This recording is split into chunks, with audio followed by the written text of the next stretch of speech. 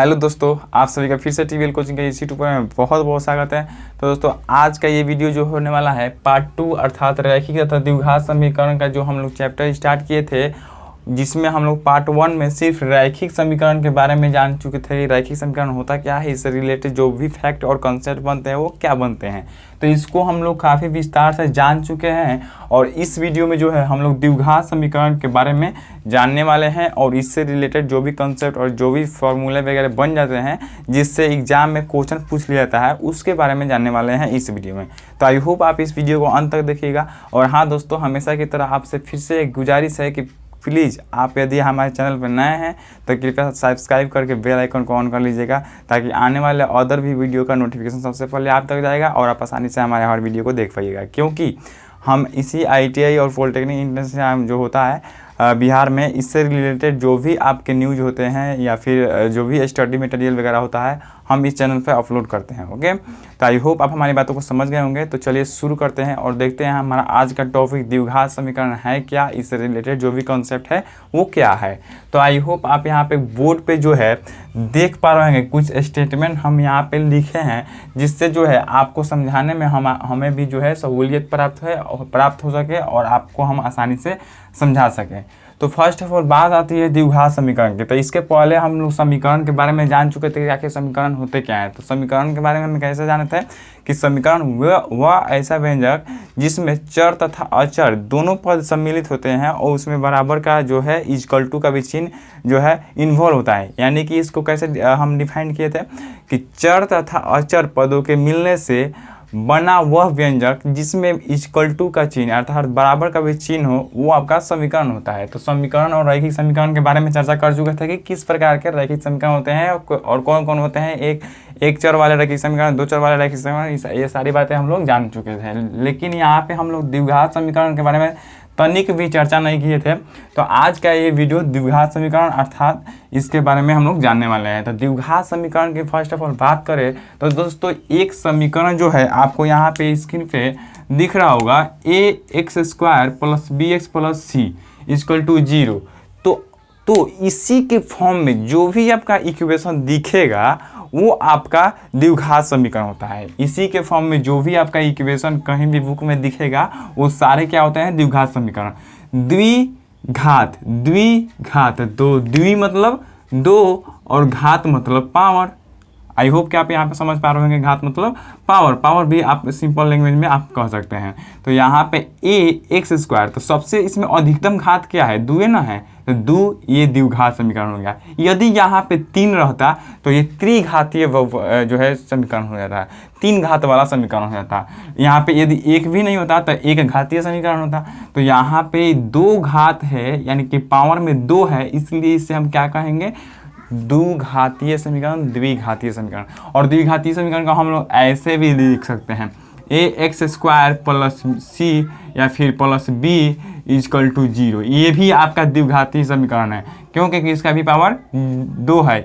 यहाँ पे ये नहीं है कि यहाँ पे b × x एक और नहीं दे रखा हुआ है, लेकिन यहाँ पे एक का पावर चाहिए आपको, यानी कि एक चर ऐसा चाहिए जिसका जो है पावर 2 हो, वो आपका द्विघात समीकरण होता है। तो द्विघात समीकरण आई होप आप यहाँ पे इसके बारे में जान गए होंगे कि द्विघात समीकरण होते कैसे हैं और किस तरह दिखते हैं। तो ax² + bx + c = 0 के फॉर्म में जो भी इक्वेशन आपको दिखेगा वो आपका द्विघात समीकरण होगा। ओके, अब उसके बाद बात आती है कि यदि आपका ये द्विघात समीकरण है तो इसमें x का तो मान कुछ ना कुछ होगा, यानी कि ये समीकरण है और इस समीकरण को सत्यापित करने के लिए आपको क्या करना होगा, इसमें x का मान पुट करना होगा।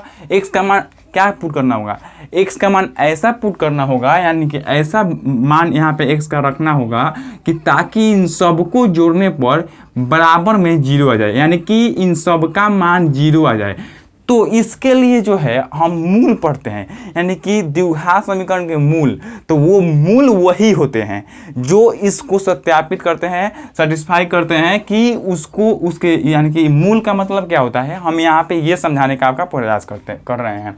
तो मूल का मतलब ये होता है कि उस मूल का मान यदि हम x के जगह पर रख दे तो इसको कैलकुलेट करें तो ये जो मान आए वो इसके बराबर है, 0 के बराबर है। ये होता है आपका मूल का मतलब। तो मूल का मतलब आप समझ गए होंगे कि मूल का मतलब क्या होता है। मूल वो मतलब मान होता है जिसमें x के जगह पर उसको रखने पर ये समीकरण को सत्यापित कर दे, यानी कि ये 0 के बराबर है तो इस पूरे को जोड़े तो 0 के बराबर है। तो यानी कि हम लोग x का मान ही जो ज्ञात करते हैं वो आपका मूल होता है। और यहाँ पे आपको द्विघात समीकरण में मूल ज्ञात करना होगा। तो मूल आप द्विघात समीकरण में 2 ही ज्ञात कर सकते हैं। कैसे द्विघात समीकरण में मूल क्यों 2 प्राप्त कर सकते हैं? क्योंकि यदि आपका दिया रहेगा द्विघात समीकरण तो द्विघात समीकरण में एक मूल आप ज्ञात कर सकते हैं। एक घातीय समीकरण दिया रहेगा तो एक घातीय समीकरण में एक मूल ज्ञात कर सकते हैं। ओके, अगर त्रिघातीय समीकरण दिया रहेगा 3 घात वाला तो उसमें 3 मूल होता है। x का मान कौ आएगा? 3 गो। आई होप आप बातों को समझ गए होंगे। एक घात में 1 गो x का मान, द्विघात में 2 गो x का मान, त्रिघात में 3 गो x का मान और 4 घात वाला हो तो 4 गो x का मान। अब यहाँ पे हम नोट में यहाँ पे नीचे लिखवाए भी है कि किसी भी समीकरण के मूलों की संख्या उसके घातों के बराबर होती है, यानी कि उसका घात यानी कि उसका पावर कितना है उतना ही उसके मूलों की संख्या प्राप्त होगी। अर्थात मूलों की संख्या मतलब कि वो संख्या जो उसका मान यानी कि x के जगह पर उसका मान रखने पर वो उस समीकरण को सेटिस्फाई करे, सत्यापित करे। तो यहाँ पे वो होता है आपका मूल। अब मूल को ज्ञात करने के लिए एक समीकरण है, एक फॉर्मूला है। क्या फॉर्मूला है उसको भी हम यहाँ पे नोट कर दिए हैं, लिख दिए हैं, जिससे आपको चीजें क्लियर हो।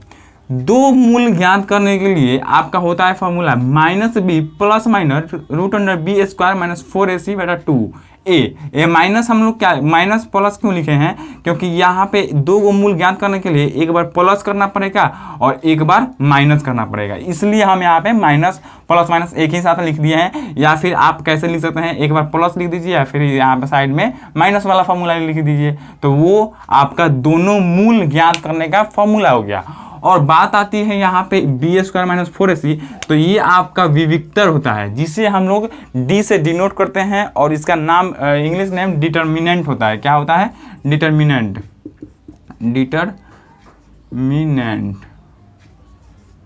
डिटर्मिनेंट होता है, इंग्लिश में क्या होता है? डिटर्मिनेंट, जिसे हम लोग डी से डिनोट करते हैं और इसको विवेचक भी कहा जाता है, विविक्तर भी कहा जाता है। तो ये b² - 4ac जो आपका रूट के अंदर है ये आपका विवेचक होता है। इस पे भी आधारित काफ़ी जो है कॉन्सेप्ट वगैरह है, उसको पहले हम इसको देख लेते हैं, उसके बाद इसके विविक्तर के बारे में चर्चा करेंगे कि विविक्तर क्या क्या होगा, तो मूल की प्रकृति जो होगी वो क्या होगी। तो प्रकृति की जब की बात करेंगे, प्रकृति की कि उसके जो है नेचर कैसा होगा, तो ये जो है हम पहले समझ लेते हैं, उसके बाद नेचर के बारे में चर्चा करेंगे। फर्स्ट ऑफ ऑल ये आपको क्लियर हो गया होगा कि फॉर्मूला क्या होता है। -b यानी कि जो आपका अभाज्य गुणनखंड निकालते हैं ना, अभाज्य गुणनखंड द्वारा आप x का मान 2 गो निकालते हैं, उस तरह आप निकाल कर इस फॉर्मूला को यदि याद रखे हैं तो इस फॉर्मूला से आप उस x का मान 2 गो जो है 2 मूल है उसको ज्ञात कर सकते हैं। तो यहाँ पे आपका अभाज्य गुणनखंड यदि बहुत बड़ा दिया रहे, आप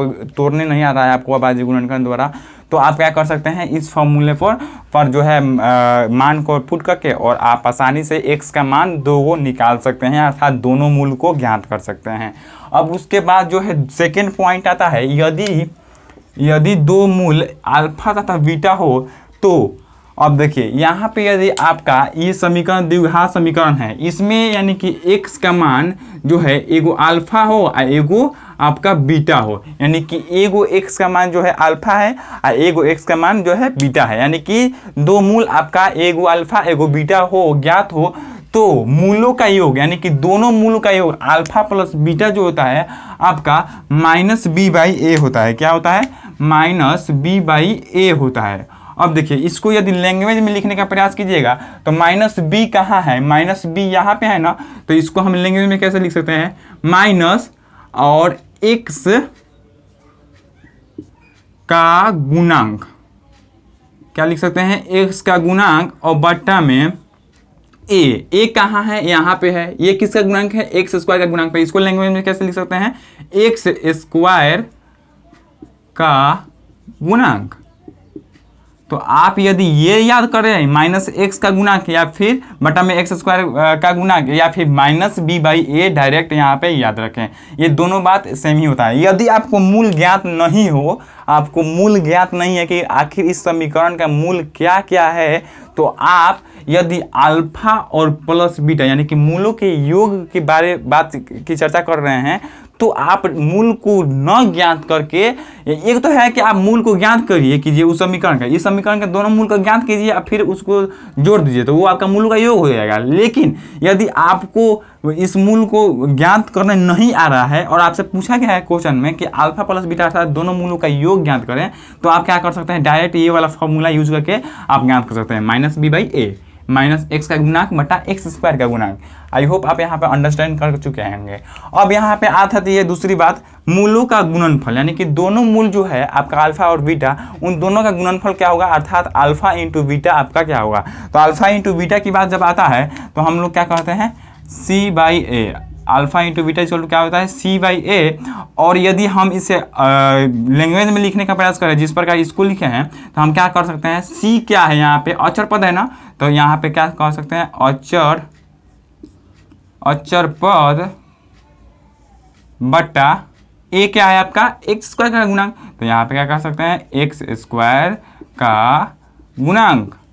आई होप आप यहाँ पे अंडरस्टैंड कर पा रहे होंगे, क्योंकि हम जितना सिंपल हो सकता है उतना सिंपल लैंग्वेज में आपको बताने का प्रयास कर रहे हैं। तो यहाँ पे मूलों का योग पर alpha plus beta equal to minus B by A हो गया, और मूलों का गुणनफल alpha into beta equal to C by A हो गया। ये बात क्लियर हो गई। तो चलिए अब आगे बढ़ते हैं। अब देखिए तीसरे पॉइंट में जो है आपका, यदि द्विघात समीकरण के मूल ज्ञात हो, यानी कि अल्फा और बीटा दोनों का मान ज्ञात हो, यानी कि इस समीकरण के दो गो मूल जो भी है वो आपको मालूम हो, तो द्विघात समीकरण जो है उसको ज्ञात करने के लिए आप एक कॉन्सेप्ट यूज कर सकते हैं। कौन सा कॉन्सेप्ट, ये वाला कॉन्सेप्ट आप यूज कर सकते हैं। यदि आपके द्विघात समीकरण के दोनों मूल मालूम हो और आपसे पूछा जाए, सिर्फ आपको दे दिया जाए कि एगो द्विघात समीकरण है, उसका मूल एगो अल्फा है और एगो बीटा है, या फिर कुछ भी दे दिया रहे, तो आपका जो है, यदि आपसे क्वेश्चन में द्विघात समीकरण पूछ ले कि आखिर वो द्विघात समीकरण है क्या, तो द्विघात समीकरण उस द्विघात समीकरण को ज्ञात करने के लिए आप क्या कॉन्सेप्ट यूज कर सकते हैं, एक्स स्क्वायर माइनस मूलों का योग, यानी कि जो भी दोनों आपका मूल ज्ञात है उन दोनों को जोड़ लीजिए या एक से गुना कर लीजिए, उसके बाद प्लस में मूलों का गुणनफल अर्थात दोनों को गुना करके इक्वल टू में 0 कर दीजिए, वो आपका द्विघात समीकरण हो जाएगा। अब इससे रिलेटेड जो है काफ़ी क्वेश्चन वगैरह बन जाते हैं, तो जो है हमसे इसके बाद जो वीडियो लेकर आएंगे उसमें हम लोग क्वेश्चन भी करने वाले हैं। ओके, तो आई होप आप उसके लिए भी पेशेंस रखिएगा, उसका भी वेट जरूर कीजिएगा। तो यहाँ पे जो है द्विघात समीकरण ज्ञात करने के लिए फॉर्मूला क्या हो गया या कॉन्सेप्ट क्या हो गया, एक्स स्क्वायर माइनस मूलों का योग, अर्थात पहले जोड़ दो और बाद में गुना कर दो, पहले जोड़ दो और बाद में गुना कर दो, आ जब जोड़ब तबे घटैब, जब जोड़ब तबे घटेब, यानी कि जब जोड़ब तबे घटेब। तो यहाँ पे ये भी कन्फ्यूजन रहता है कि यहाँ पे माइनस दे कि यहाँ पे माइनस दे, तो जब जोड़ब तबे घटेब, जब जोड़ब तबे घटेब। तो एक्स स्क्वायर माइनस मूलों का योग इंटू में एक्स और प्लस में मूलों का गुणनफल इक्वल टू 0, और इस प्रकार जो है आपका द्विघात समीकरण बन जाएगा। अब देखिए लास्ट वाले पॉइंट हमने पहले ही बता दिया था, किसी समीकरण के मूलों की संख्या उसके घातों के बराबर होती है। तो ये नोट करने वाला बात है, ये आप याद रखिएगा कि कोई भी समीकरण का जो है मूल कितना होगा उसके घात पर निर्भर करता है कि आखिर उसका अधिकतम घात कितना है। अधिकतम घात 2 है तो 2 गो मूल होगा, 3 है तो 3 गो मूल होगा, 1 गो है तो 1 मूल होगा, 4 गो है तो 4 गो मूल होगा। तो यहाँ पे आपको ये बातें याद रखनी है कि किसी भी समीकरण के मूलों की संख्या उसके घातों पर अर्थात पावर पे निर्भर करती है। ओके, अब देखिए इतनी बातें आई होप कि आपको क्लियर हो गई होगी। एक बार हम और इसको रिवाइज करा दें। इसके बाद जो है जो विविक्तर होता है डिटर्मिनेंट, इस पे जो है जो भी प्रकृति निर्भर करती है मूलों की प्रकृति उसके बारे में चर्चा करने वाले हैं। तो एक बार इसको और रिवाइज कर देते हैं। द्विघात समीकरण का जो है x square plus B x plus c equal to 0 के फॉर्म में जो भी समीकरण होगा वो आपका द्विघात समीकरण होगा। दो मूल होते हैं कौन कौन, इसके ज्ञात करने के लिए आपका फॉर्मूला होता है minus b plus minus root under b square minus 4ac/2 है, और बी स्क्वायर माइनस 4ac जो होता है आपका विविक्तर होता है, जिसे हम लोग डी से डिनोट करते हैं, और इसका जो है इंग्लिश नेम होता है डिटर्मिनेंट होता है।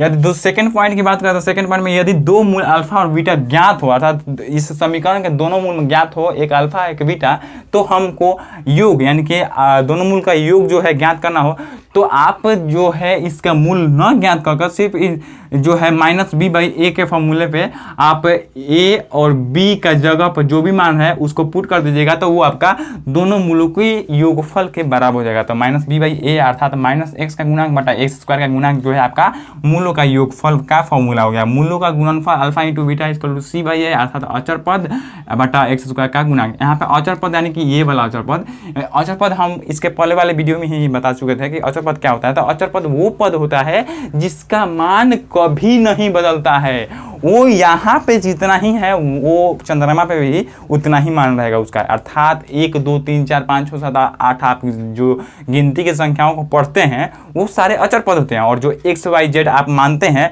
वो आपके चर पद होते हैं। तो अचर पद क्या, 1 2 3 4 यानी गिनती की संख्या जो भी होती है वो आपके अचर पद होती है। अचर मतलब नहीं बदलेगी। यहाँ पे एक के एक लिखा है, तो इस एक को यहाँ पे हम एक पढ़ रहे हैं, तो चंद्रमा पे जो है नील आर्मस्ट्रांग इसको 2 थोड़ी पढ़ेगा, एक ना पढ़ेगा।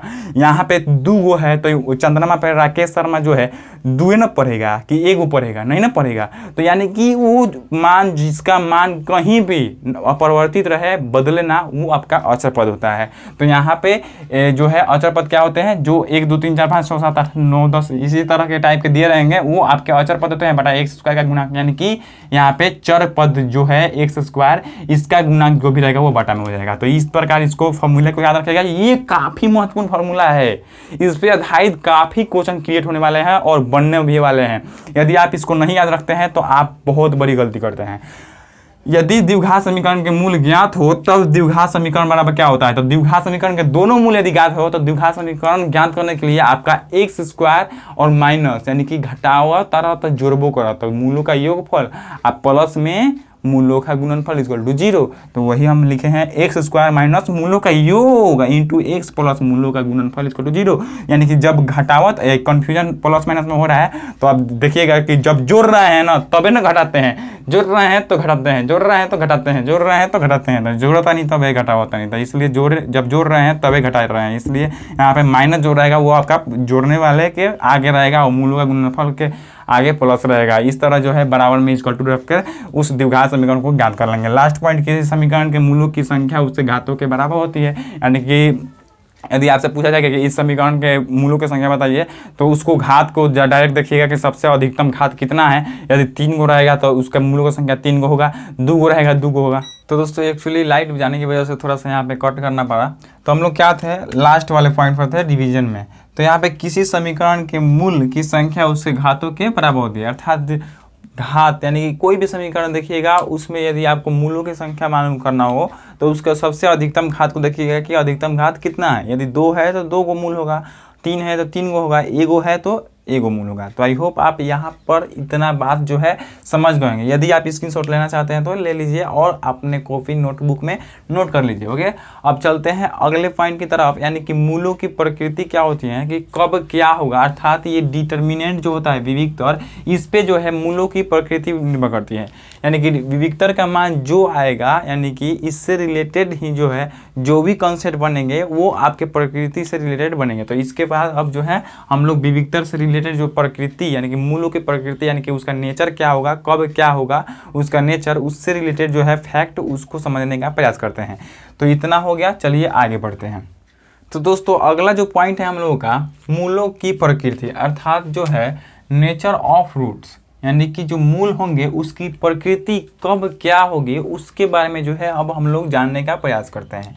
यदि हम एक द्विघात समीकरण अपने से यहाँ पे ये लेके चले 2x square plus 4x plus 5 equal to 0, okay, ये एक हम द्विघात समीकरण मान लिए हैं। ऐसे द्विघात समीकरण को डिनोट करने का तो जो है आपका फॉर्म ये है, यानी कि A X square plus B x plus C equal to 0 के फॉर्म में जो भी आपके समीकरण होंगे वो आपके द्विघात समीकरण होंगे। ओके, आई होप कि आपको यहाँ तक क्लियर हो गए होंगे, यानी कि द्विघात समीकरण क्या होते हैं ये आपको मालूम चल गया होगा। अब वो इनके जो मूल होते हैं उनकी प्रकृति कब क्या होगी उसके बारे में जो है हम लोग जानने का प्रयास करते हैं। तो यदि आपको द्विघात समीकरण दे दिया रहा है और आपसे बोला जाए कि इसकी मूलों की प्रकृति क्या होगी ये आप बताएं, तो एक नंबर यदि आप रूल देखिएगा तो बोल रहा है क्या कि यदि d equal to b square minus 4ac, यानी कि जो d का मान होता है वो आपका बी स्क्वायर माइनस 4ac होता है, यानी कि बी स्क्वायर माइनस 4ac जो है ग्रेटर देन 0 हो, यानी कि 0 से बड़ा हो, तो दोनों मूल वास्तविक और असमान होंगे। तो इसको हम लोग थोड़ा सा देखेंगे। तो इसका यदि बी स्क्वायर अर्थात डी का मान यदि हम लोग निकालेंगे, डी का मान, तो डी का मान कैसे निकालेंगे, बी स्क्वायर माइनस 4ac के फॉर्मूले पे निकालेंगे। तो बी का मान क्या है, यहाँ पे 4 है, तो 4 का स्क्वायर माइनस 4 इंटू ए सी, 4 इंटू में 2, ए की जगह पर 2 है इसलिए 2, और सी की जगह पर 5 है तो यहाँ पे 5 हो गया। ओके, अब यहाँ पे थोड़ा सा और क्रिएट करेंगे तो 16 और माइनस में 4 दूनी 8, 8 5 40, 40 हो गया। क्या आया आपका 16 और 40, 16 में से 40 घटेगा तो नहीं घटेगा तो घटा देंगे, इसमें से 40 में से 16 तो कितना हो जाएगा आपका 24 हो जाएगा। कितना हो जाएगा 24 हो जाएगा। और क्या हो जाएगा ये प्लस में कि माइनस में, माइनस में होगा क्योंकि आप छोटे में से बड़े को घटा रहे हैं। तो d बराबर अर्थात बी स्क्वायर माइनस 4ac बराबर यहाँ पे माइनस 24 आया है। ओके, अब यहाँ पर हम लोग ज्ञात कर चुके हैं। अब पहले हम इस पांचों पॉइंट को पहले देख लेते हैं कि क्या क्या कह रहा है। दोनों मूल वास्तविक और असमान होंगे। ओके, यदि आपका बी स्क्वायर माइनस 4ac का मान जो है 0 से बड़ा आए, तो यहाँ पे देखिए तो 0 से बड़ा आया है, नहीं आया है। अब देखिए सेकेंड पॉइंट को देखिए, यदि d equal to b square minus 4ac equal to 0 यानी कि 0 के बराबर है, तो दोनों जो मूल होंगे वो आपके वास्तविक और असमान होंगे, और सॉरी वास्तविक और समान होंगे, यानी कि जब बराबर होंगे तो आपका समान होंगे। यदि d equal to b square minus 4ac less than 0 यानी कि 0 से छोटा है, तो आपके मूल जो होंगे वो आपके काल्पनिक होंगे। तो आप देखिए तो ये मूल जो आया है ये 0 से छोटा आया है कि नहीं, बी स्क्वायर माइनस 4ac बराबर माइनस 24 आया था, माइनस 24 तो 0 से छोटा ही है। तो ये जो मूल है, यदि आपसे पूछा जाता है द्विघात समीकरण, इस द्विघात समीकरण का जो है आप नेचर बताइए, प्रकृति बताइए, तो आप क्या कहते हैं, ये मूल जो है इस द्विघात समीकरण का जो मूल होंगे वो आपके काल्पनिक होंगे। तो एक आपका आया है माइनस 24 आया है, छोटा आया है, इसलिए आपका ये काल्पनिक है, यानी 0 से छोटा आया तो काल्पनिक होगा। तो आप क्या कहेंगे इसका कि इस द्विघात समीकरण के जो मूल होंगे वो आपके काल्पनिक होंगे। तो इसका आंसर क्या होगा, थर्ड नंबर होगा, मूल जो है काल्पनिक होंगे। यदि फोर्थ नंबर देखें तो यदि d equal to b square minus 4ac greater than 0 तथा पूर्ण वर्ग हो, यदि आपका जो है बी स्क्वायर माइनस 4ac जो का मान होगा वो आपका यदि 0 से बड़ा हो और वो संख्या जो आए बी स्क्वायर माइनस 4ac वो आपका एक पूर्ण वर्ग हो, यानी कि उसका वर्गमूल ज्ञात किया जा सके, तो उसका जो मूल होंगे वो आपके परिमेय होंगे। 5 नंबर पॉइंट क्या कहता है कि यदि b square minus 4ac greater than 0 हो, यानी कि 0 से बड़ा हो लेकिन पूर्ण वर्ग ना हो, अर्थात उसका वर्गमूल ज्ञात नहीं किया जा सके, तो उसका जो है मूल की प्रकृति क्या होगी, वो अपरिमेय होगा। क्या होगा, अपरिमेय। यानी कि आप क्या कह सकते हैं कि यदि 0 से बड़ा आए और उसका वर्गमूल ज्ञात न किया जा सके तो अपरिमेय, और यदि 0 से बड़ा आए और उसका वर्गमूल ज्ञात किया जा सके तो वो आपके हो जाएंगे परिमेय। ओके, और जब b square minus 4ac equal to 0 आ जाए, यानी कि 0 के बराबर आ जाए, तो वो जो दोनों मूल होंगे वो क्या होंगे, समान हो जाएंगे। दोनों मूल क्या होंगे, वास्तविक और एक दूसरे के समान। और यदि 0 से छोटा आ जाए तो मूल काल्पनिक होंगे, और यदि 0 से बड़ा आए तो दोनों मूल वास्तविक और असमान होंगे। तो आप इसको कैसे याद कर सकते हैं, यदि बड़ा आए तो वास्तविक और असमान, यदि बराबर आए तो दोनों मूल वास्तविक और समान होंगे, यदि बड़ा आए खाली तो वास्तविक और असमान होंगे, और यदि बराबर आए तो समान होंगे, और यदि 0 से बड़ा आए, 0 से छोटा आए तो मूल काल्पनिक होंगे, यदि 0 से बड़ा आए तो दोनों मूल क्या होंगे, परिमेय होंगे। कब, यदि वो जो है वर्ग हो, पूर्ण वर्ग हो, उसका वर्गमूल ज्ञात किया जा सके। यदि बड़ा आए लेकिन पूर्ण वर्ग ना हो, यानी कि उसका वर्गमूल ज्ञात ना किया जा सके, तब जो क्या होगा वो आपका अपरिमेय संख्या होगा, अपरिमेय होगा।